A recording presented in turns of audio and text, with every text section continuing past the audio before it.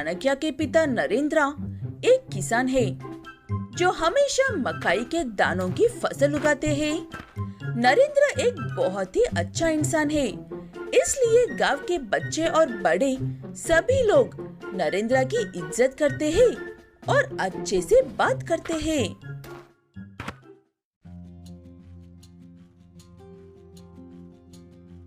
सुना है कि इस बार की फसल कुछ खास नहीं हुई है। ऐसा क्यों नरेंद्र? पहले तो ऐसा कभी भी नहीं हुआ था ना। फसल हर बार की तरह इस बार भी अच्छी हुई थी, लेकिन मैं 2 दिन के लिए शहर जाकर वापस आने तक जंगली जानवरों ने आधे फसल खराब कर दी। अब मुझे समझ में नहीं आ रहा है कि बची हुई फसल को मंडी लेकर जाऊं या बाजार में ले जाकर बेचना चाहिए। अपने बेटे से मदद मांगकर देखो, उसके पास ट्रक भी तो है। चाणक्य एक दवाइयाँ बनाने वाली फैक्ट्री में सामान लेकर आने और वापस लेकर जाने का काम करता है। चाणक्य अपना ये काम बिल्कुल भी ढंग से नहीं करता है और आधे से ज्यादा वक्त अपने ट्रक में सोता रहता है, इसलिए उसे हमेशा डांट सुननी पड़ता है।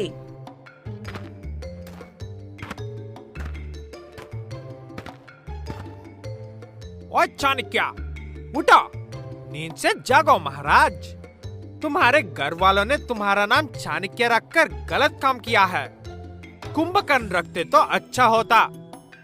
अपने बॉस की बातें सुनकर चाणक्य उसे मुंह पर तो कुछ कहता नहीं है, लेकिन मन ही मन में वो भी अपने बॉस को सारी बातें सुना देता है।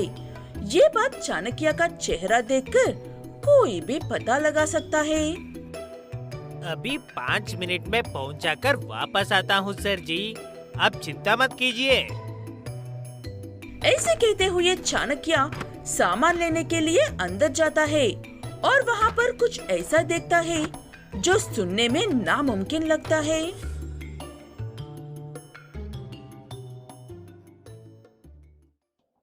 इस लिक्विड की एक बूंद किसी भी चीज का साइज दुगना कर सकती है, इसीलिए मुझे नहीं लगता कि इसे चाणक्य जैसे मूर्ख को ये देकर बेचना चाहिए।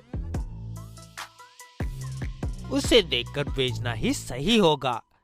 किसी समझदार या होशियार को ये काम देंगे तो सामान गायब होने का खतरा लगा रहेगा।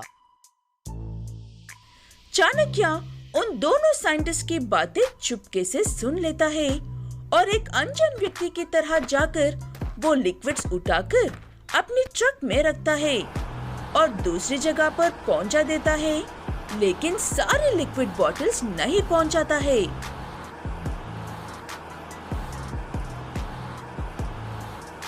ये लोग मुझे समझते क्या है?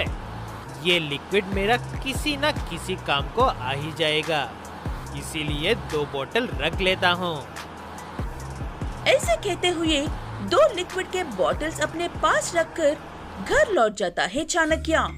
घर पहुंचने के बाद उसके पिता उससे ऐसे कहता है, चाणक्य बेटा, क्या तुम इस बार की फसल बेचने में मेरी मदद करोगे? मेरे पास ये सब फालतू कामों के लिए वक्त नहीं है पिताजी। अब जानते भी हो मैं कितना व्यस्त रहने वाला व्यक्ति हूँ। ऐसे अपने ही पिता को डांट कर सो जाता है चाणक्य, लेकिन उसे नींद नहीं आती है और मन में अजीब अजीब ख्याल आने लगता है। इसलिए रात को अपने पिता पर गुस्सा बरसने वाला चाणक्य सुबह उठकर ऐसे बात करता है, रात को मैंने जो कहा उसके लिए मुझे माफ कर दीजिए पिताजी। अब घर पर ही रहकर आराम कीजिए, मैं आपकी सारी फसल बेच कर दूंगा। अपने बेटे के मुंह से इतनी अच्छी बातें सुनकर नरेंद्र समझ जाता है कि कुछ तो गड़बड़ है, लेकिन वो उसे कुछ कहता नहीं है। चाणक्य उस लिक्विड को मकाई के भुट्टे पर डालकर उन्हें बड़ा करके बेचने लगता है। मकाई के दाने बड़े होने पर लोग शौक से खरीदने लगते हैं। भुट्टे ले लो भाई, सब भुट्टे ले लो। इतने बड़े मकाई के भुट्टे आप अपनी जिंदगी में कभी भी नहीं देखा होगा। ऐसे भुट्टे बेच रहे चाणक्य के पास पुलिस वाले आकर उसे पकड़कर लेकर जाते हैं। वजह पूछने पर ऐसे कहते हैं, ये जहाँ पर काम करता था वहाँ से कुछ ऐसा चुरा कर आया है जिसके कीमती करोड़ों में है। ऐसे कहते हुए पुलिस वाले चाणक्य को लेकर जाते हैं। उसे देखकर नरेंद्र सोचता है कि बुरे काम का अंजाम हमेशा बुरा ही होता है।